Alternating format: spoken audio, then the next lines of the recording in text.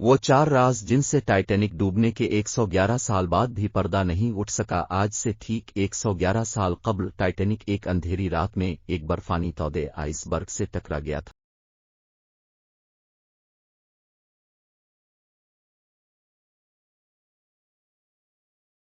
اس وقت جہاز پر سوار زیادہ تر مسافر نیند کی آغوش میں تھے۔ حادثے کے وقت ٹائٹینک 41 کلومیٹر فی گھنٹہ کی رفتار سے انگلینڈ کے شہر ساؤتھمپٹن سے امریکہ کے شہر نیو یارک کی طرف بڑھ رہا تھا، اور صرف 3 گھنٹے کے اندر 14 اور 15 اپریل 1912 کی درمیانی رات ٹائٹینک بحر اوقیانوس میں ڈوب گیا تھا۔ وہ جہاز جس کے بارے میں کہا جاتا تھا کہ وہ کبھی نہیں ڈوبے گا، نہ صرف چند گھنٹوں میں سمندر میں غرق ہو گیا بلکہ اس حادثے میں 1500 کے قریب افراد بھی ہلاک ہوئے تھے۔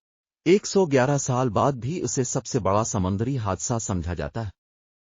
ستمبر 1985 میں اس جہاز کی باقیات کو بحر اوقیانوس میں جائے حادثہ سے ہٹا دیا گیا تھا۔ حادثے کے بعد یہ بحری جہاز کینیڈا سے 650 کلومیٹر کے فاصلے پر 3843 میٹر کی گہرائی میں 2 حصوں میں بٹ گیا، اور دونوں حصے ایک دوسرے سے 800 میٹر کے فاصلے پر تھے۔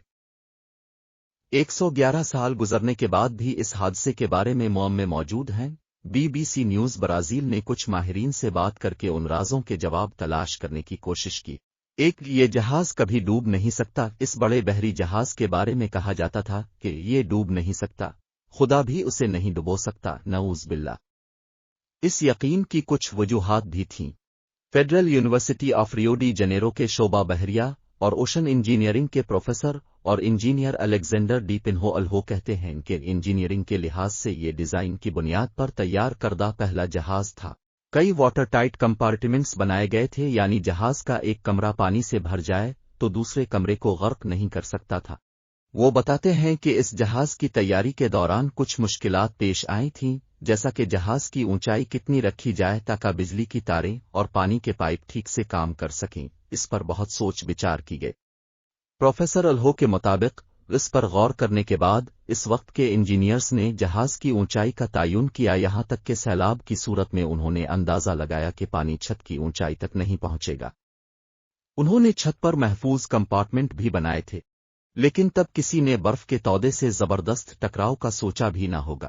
پروفیسر الہو کا کہنا تھا کہ تصادم اتنا زوردار تھا کہ جہاز کی مین باڈی میں جہاز کی نصف لمبائی تک سوراخ ہو گیا تھا۔ ایسی حالت میں پانی ڈیک تک پہنچ گیا تھا۔ جہاز پانی سے بھرنے لگا تھا۔ ایسی صورتحال میں ریسکیو ممکن نہیں ہوتا۔ اب پانی کو نکالنے کے لیے جہاز میں موجود تمام پمپس چالو کر سکتے ہیں، اب سب کچھ آزما سکتے ہیں، لیکن جس رفتار سے پانی اندر آ رہا ہوتا ہے اسی رفتار سے اسے واپس باہر نہیں پھینک سکتے۔ جہاز سازی اور نیویگیٹر سول انجینئر تھیری بتاتے ہیں کہ ٹائٹینک کی اس طرح تشہیر کی گئی تھی کہ وہ ڈوب نہیں سکتا تھا۔ اس کی وجہ یہ تھی کہ بہت سے سیلرز بنائے گئے تھے جو واٹر ٹائٹ والز سے بنے تھے اور ان میں پانی داخل نہیں ہو سکتا تھا۔ جہاز میں پانی داخل ہونے کی صورت میں بھی پانی اس سیلرز اور کمپارٹمنٹس میں داخل نہیں ہو سکتا تھا، لیکن برفانی تودے کے ساتھ ٹکرانے سے جہاز کو اچھا خاصا نقصان پہنچا تھا اور واٹر ٹائٹ کمپارٹمنٹس کی بہت سی دیواریں تباہ ہو گئی تھیں۔ فلومیننس فیڈرل یونیورسٹی کے پروفیسر اور ٹرانسپورٹ انجینئر اوریلو سوراس مرتا کے مطابق ٹائٹینک کا واٹر ٹائٹ کمپارٹمنٹ بند کرنے کا نظام بھی ٹھیک سے کام نہیں کر رہا۔ اس وقت جہاز بنانے کے لیے جو دھات استعمال ہوتی تھی وہ موجودہ سٹیل کی طرح مضبوط نہیں تھی۔ سورس مرتا کا کہنا تھا کہ اس زبردست تصادم کے بعد جہاز کی ساخت میں تبدیلی آئی، دروازے بند نہیں ہو رہے تھے، وہ پھنس گئے تھے۔ ٹائٹینک کو اس دور میں بھی خالص سٹیل سے بنایا گیا تھا، لیکن اس وقت کا سٹیل ایسا نہیں تھا، آج کے فولاد کی طرح مضبوط نہیں تھا۔ ساؤ پالو میں میکنزی پرسبیٹرین یونیورسٹی کے پروفیسر اور میٹالرجیکل انجینئر جان ویتووک بتاتے ہیں کہ 1940 کی دہائی تک جہاز کا مرکزی حصہ شیٹ میٹل سے بنا تھا، تاہم بعد میں دھاتوں کو پگھلا کر ان جہازوں کی مرکزی باڈی بنانے کے لیے استعمال کیا گیا تھا۔ ویتووک بتاتے ہیں کہ اس کے بعد سے ٹیکنالوجی اور مواد بہت بدل چکے ہیں، اب دھات پگھل کر آپس میں جڑی ہوئی ہے۔ سٹیل بنانے میں کاربن کا استعمال کم ہونا شروع ہو گیا ہے اور مینگنیز کا استعمال بڑھنے لگا ہے۔ آج کا سٹیل بہت مضبوط ہے۔ جان ویتووک کے مطابق آج کے بحری جہاز پانی، سمندری لہروں کے اتار چڑھاؤ اور سمندری طوفانوں سے ہم آہنگ ہونے کی زیادہ صلاحیت رکھتے ہیں۔ بلیو بینڈ حاصل کرنے کی دوڑ بڑے حادثوں کے بعد اس کی وجوہات میں انسانی غلطیاں ہمیشہ پائی جاتی ہیں۔ ماہرین کے مطابق آئس برگ سے بھرے خطوں سے گزرنے میں مشکلات کے باوجود اس پر سفر کو تیزی سے مکمل کرنے کا شدید دباؤ تھا۔ دراصل یہ دباؤ بلیو بینڈ کے حصول کے لیے تھا۔ 1839 میں شروع ہونے والا یہ اعزاز بحر اوقیانوس کو عبور کرنے والے تیز ترین جہاز کو دیا جاتا تھا۔ ٹائٹینک کو اس اعزاز کا سب سے مضبوط دعویدار سمجھا جاتا تھا۔ پروفیسر الہو کہتے ہیں کہ اس زمانے کے مطابق ٹائٹینک بنانے کے لیے بہترین انجینئرنگ اور ٹیکنالوجی کا استعمال کیا جاتا تھا۔ اس وقت دنیا کی بڑی کمپنیوں کے درمیان جہاز بنانے کا مقابلہ تھا۔ اس وقت انگلینڈ اور جرمنی کے درمیان مقابلہ تھا کہ سب سے بڑے اور تیز ترین جہاز بنائیں۔ سب سے بڑے اور تیز ترین جہاز کو سرکاری طور پر بلیو بینڈ مل گیا۔ اس کارنامے کو حاصل کرنے کے لیے کسی بھی جہاز کے لیے پہلا سفر سب سے اہم سمجھا جاتا تھا۔ الہو کے مطابق پہلے سفر کے دوران جہاز کی حالت سب سے بہتر ہوتی ہے۔ جہاز پہلے سفر میں تیز ترین رفتار حاصل کر سکتا ہے اور ٹائٹینک نے بھی تیز ترین رفتار حاصل کرنے کی کوشش کی۔ بچ جانے والوں میں سے بہت سے لوگوں نے بتایا کہ جہاز کے کپتان کو ارد گرد کے علاقے میں برف کے تودے کے بارے میں اطلاع دی گئی تھی، لیکن اس نے جہاز کی رفتار کم نہیں کی کیونکہ وہ تیز رفتاری سے بحر اوقیانوس کو عبور کرنے کی کوشش کر رہا تھا۔ ٹائٹینک اکیلا نہیں تھا۔ ٹائٹینک اکیلا جہاز نہیں تھا۔ اس جہاز کو چلانے والی company white star line company نے بیلفاسٹ شہر کے ہارلینڈ اور وولف شپ یارڈ کو 20ویں صدی کے اوائل میں 3 جہاز بنانے کا حکم دیا تھا۔ توقع کی جا رہی تھی کہ عالمی معیار کے بنائے گئے ڈیزائن کے تینوں جہاز دنیا کے سب سے بڑے، محفوظ اور سہولیات سے آراستہ ہوں گے۔ انجینئر سٹمپ نے کہا کہ ان منصوبوں کی اس وقت خوب تشہیر بھی ہوئی تھی۔ سنہ 1908 اور 1915 کے درمیان بنائے گئے ان جہازوں کو اولمپک کلاس جہاز کہا جاتا تھا۔ پہلے 2 بحری جہازوں 1908 میں اولمپک اور 1909 میں ٹائٹینک کی تیاری شروع ہوئی تھی۔ تیسرے جہاز دی جاگنٹک کی تیاری 1911 میں شروع ہوئی، تاہم تینوں جہاز کسی نہ کسی حادثے کا شکار ہوئے تھے۔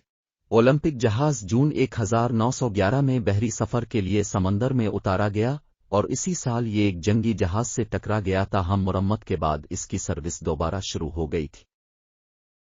پہلی عالمی جنگ کے دوران برطانوی بحریہ نے اسے فوجیوں کو ایک جگہ سے دوسری جگہ پہنچانے کے لیے استعمال کیا۔ 1918 میں یہ ایک جرمن آبدوز سے ٹکرا گیا۔ مرمت کے بعد 1920 سے اس کا دوبارہ استعمال شروع ہوا۔ پرانا اور قابل اعتماد سمجھا جانے والا یہ جہاز 1935 تک استعمال ہوتا رہا۔ ٹائٹینک نے اپنا پہلا سفر 10 اپریل 1912 کو شروع کیا۔ یہ انگلینڈ کے شہر ساؤتھہمپٹن کی بندرگاہ کے باہر ایک اور جہاز سے ٹکرانے سے بال بچا۔ یہ 14 اپریل کو ایک تاریخی حادثے کا شکار ہو گیا۔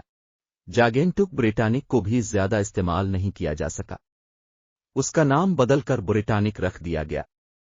برطانوی بحریہ نے پہلی عالمی جنگ کے دوران اسے ہسپتال میں تبدیل کر دیا۔ یہ جہاز نومبر 1916 میں ڈوب گیا تھا۔ یہ تینوں جہاز اپنے زمانے میں بہت بڑے تھے، لیکن آج کے مقابلے میں بہت چھوٹے کہلائی جائیں گے۔ مرتا کا کہنا ہے کہ وہ آج کے جہازوں کے مقابلے میں صرف ایک کشتی تھے۔ ٹائٹینک کی لمبائی 269 میٹر تھی۔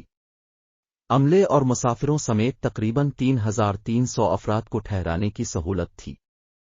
آج کا سب سے بڑا مسافر بردار جہاز ونڈر آف دی سی ہے، جس کی لمبائی 362 میٹر ہے، اور اس جہاز پر عملے کے 2300 ارکان کے ساتھ 7000 مسافر سفر کر سکتے ہیں۔ اتنی زیادہ اموات کی وجہ کیا تھی؟ ٹائٹینک حادثے میں 1500 کے قریب افراد ہلاک ہوئے، جس کے بعد سمندری جہازوں کے حفاظتی نظام کو بہتر بنانے کی کوششیں شروع کر دی گئیں۔ اس حادثے کے بعد سمندری جہازوں کی حفاظت کے لیے ریڈار جیسے آلات کی تیاری شروع کر دی گئی۔ پروفیسر الہو بتاتے ہیں کہ ریڈار کا استعمال دوسری عالمی جنگ کے بعد ہی شروع ہوا تھا۔ اس سے پہلے سب کچھ کا انحصار سامنے کے منظر پر تھا۔ ایک ملاح کو اونچائی پر بٹھایا جاتا تھا جہاں سے وہ سامنے موجود آئس برگ وغیرہ کے بارے میں الرٹ کرتا تھا۔ یہ طریقہ اس وقت محفوظ نہیں ہوتا تھا جب جہاز تیز رفتاری سے چل رہا ہو۔ ٹائٹینک حادثے کے بعد بحری جہازوں میں حفاظتی انتظامات پر زور دیا گیا۔ ٹائٹینک کے حادثے میں بہت سے لوگ اس لیے مارے گئے کہ ان کے لیے لائف بوٹس نہیں تھیں۔ پروفیسر الہو بتاتے ہیں کہ یہ جہاز کبھی نہیں ڈوب سکتا، इस यकीन की वजह से जहाज में सिर्फ आधी लाइफ बोट्स रखी गई थीं। मर्ता का कहना है कि यह हादसा समुद्री जहाज़ों की हिफाजत के हवाले से एक अहम संग मील साबित हुआ। समुद्री जहाज़ों की हिफाजत के लिए इदारा जाती फ्रेम वर्क बनाया गया। तामीर के दौरान हिफाजती पैरामीटर्स का ख्याल रखा गया। इसे मुसलसल बेहतर बनाने के मंसूबे पर काम किया गया। आज के दौर में रेडार और सोनार बर्फ के तौदों का बहुत पहले का पत्ता लगाते हैं। आज समंदर की नक्शा साजी या नेविगेशनल चार्ट सब सफ़र के दौरान बहुत ज्यादा जदीद है।